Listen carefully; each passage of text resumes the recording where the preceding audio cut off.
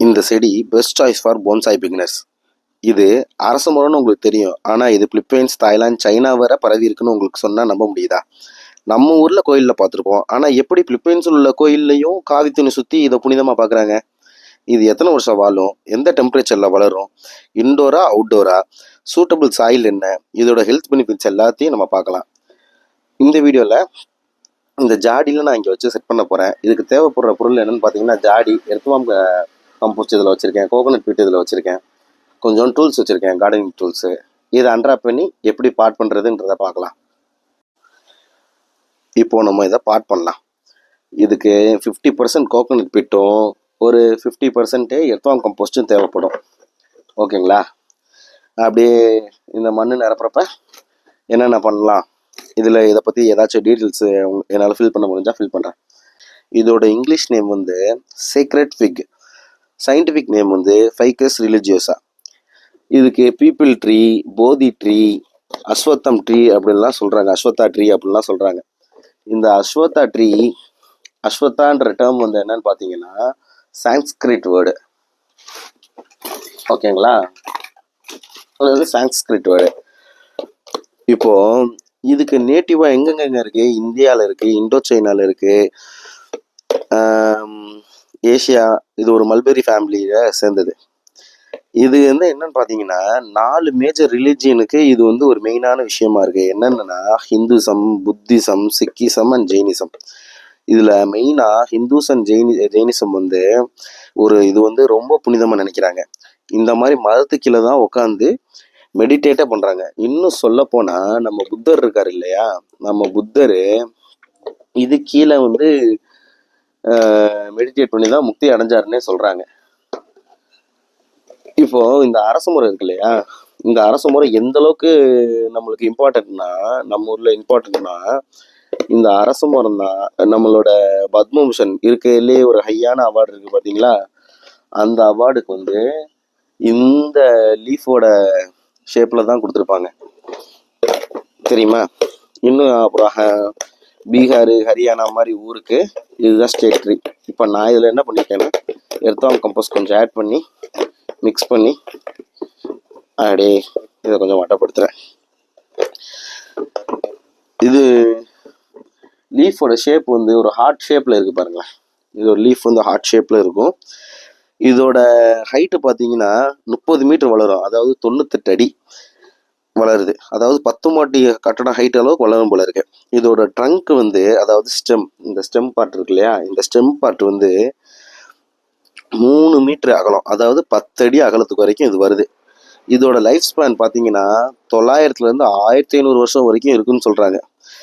இந்த Jayasri Maha Bodhi tree in city of Anuradha in Sri Lanka estimated to be more than 2250 years old.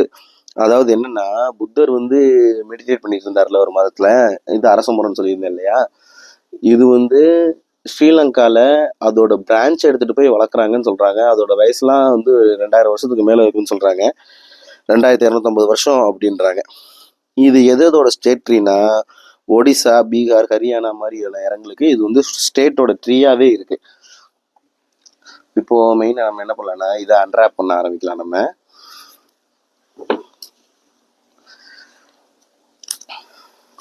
இந்த மாதிரி ஒரு ஷார்ப்பான டூல் எடுத்து நான் என்ன பண்ணுறேன், டேர் பண்ணுறேன். டேர் பண்ணி ஓப்பன் பண்ணுறேன். இது நல்லா ஹெல்த்தியாக இருக்கா அப்படிங்கிறத செக் பண்ணுறதுக்கு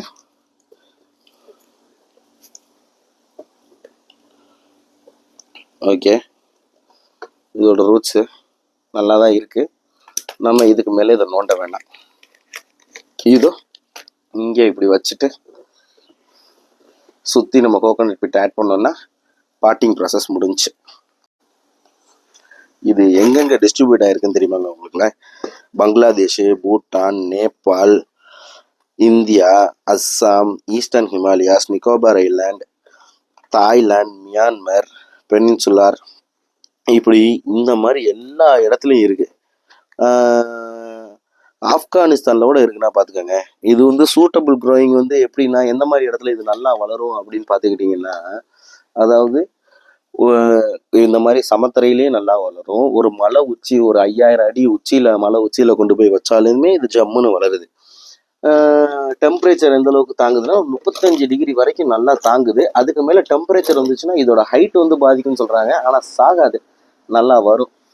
ஹைட்டு தான் பாதிக்கும் அப்படின்னு சொல்றாங்க. இது எல்லா வகையான சாயிலையும் வருது. அதாவது தண்ணி நல்ல ட்ரெயின் ஆச்சுன்னா அந்த எல்லா சாயிலையுமே வரும்.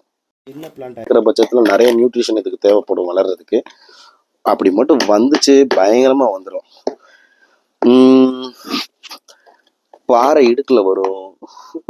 இந்த மாதிரி பறவை கழிவுகள் ஒரு ஏதாச்சும் ஒரு மரத்து மேல உட்காந்து கழிவு போயிடுச்சுன்னா அந்த இடத்துலயே ஊண்டி அப்படியே வந்துடும்.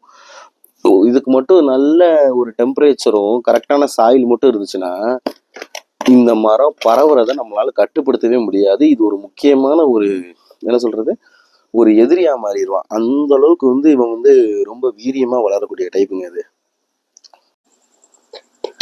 ஓரளவுக்கு ரெடி ஆயிடுச்சு. கீழே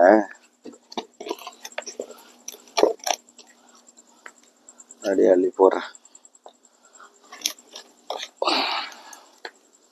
இந்த மண்ணெல்லாம் போதும்னு நினைக்கிறேன். இந்த அளவுக்கு மண் இருந்தாலே போதும் நம்மளுக்கு.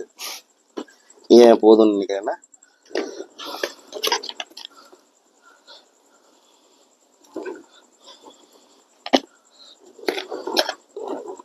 ஓகே செட் பண்ணியாச்சு. முள் இருக்குங்க, குப்பையெல்லாம் இருந்தால் தூக்கி போட்டுருவோம், உரமாக போட்டுருவோம், இல்லை கை காலை குத்திடும். இதை பாருங்களேன்,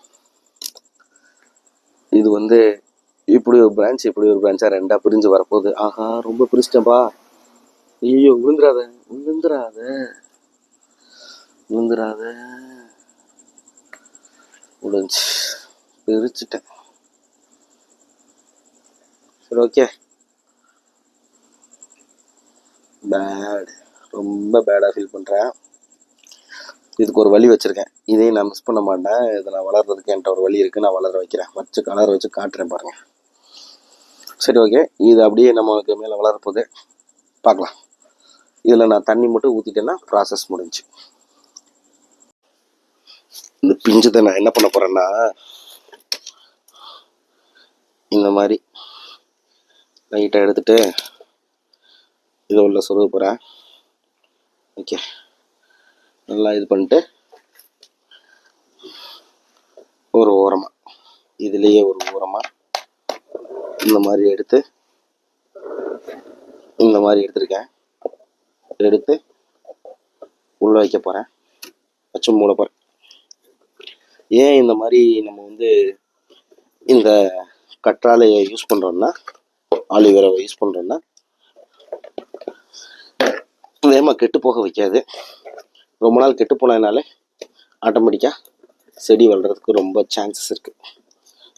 எல்லாமே செட் பண்ணியாச்சு. இன்னும் தண்ணி விடுறது தான் பாக்கி. தண்ணி விடலாம். இதுக்கு ஹெல்த் பெனிஃபிட்ஸ் இருக்குங்க. என்னென்ன ஹெல்த் பெனிஃபிட்ஸ்னா, ஆண்மைக்கெலாம் இதில் இருந்து தான் மரம் யூஸ் பண்ணுறாங்களாம், கர்ப்பிணி பெண்களுக்கு யூஸ் பண்ணுறாங்களாம். இந்த பட்டையை உரிப்பாங்களாம், உரிச்சு தான் இதுக்கு வந்து நம்மளுக்கு வந்து மெடிசன்லாம் தயாரிக்கிறாங்க போல இருக்கு. தண்ணி ஊற்றியாச்சு. இன்னைக்கு கீழே ட்ரெயின் ஆகுதா அப்படின்றது தான் நம்ம பார்க்கணும். பபுள்ஸ் வருது பாருங்க, உள்ளே இருக்கிற ஏர் கேப் எல்லாமே வெளியே வருதுன்னு அர்த்தம். இதுலேருந்து கேன்சர் கூட மருந்து தயாரிக்கிறேன்னு சொல்கிறாங்களாமா. நான் பாட்டை தூக்கிறேன், தெரியுதாங்க, ப்ரௌன் கலரில் இருக்குது, அது ட்ரெயின் ஆனது தான். ஸோ பாட்டிலேருந்து ஈஸியாகவும் நல்லாவும் ட்ரெயின் ஆகுது. இது நல்லா ஃபியூச்சரில் இன்னும் நல்லா வர்றதுக்கு நிறைய ஸ்பேஸும் நம்ம கொடுத்துருக்கோம். இதையுமே நம்ம கற்றாழையை வச்சு நல்லா ஃபிட் பண்ணியிருக்கோம், ஆலிவேரா வச்சு. இதுக்கு கேன்சர்லேருந்து தான் மருந்து தயாரிக்கிறாங்களா இந்த அரச மரத்துக்கு. நிறைய ஹெல்த் பெனிஃபிட் இருக்குது. ஆக்சிஜன் கொடுக்கும். நீங்கள் இன்டோரில் வச்சாலும் சரி, அவுட்டோரில் வச்சாலும் சரி, நல்லா வெயில் இருக்கிற இடமா பார்த்து வைங்க. இப்போதைக்கு நான் எண்ணில் வைக்க போகிறேன்.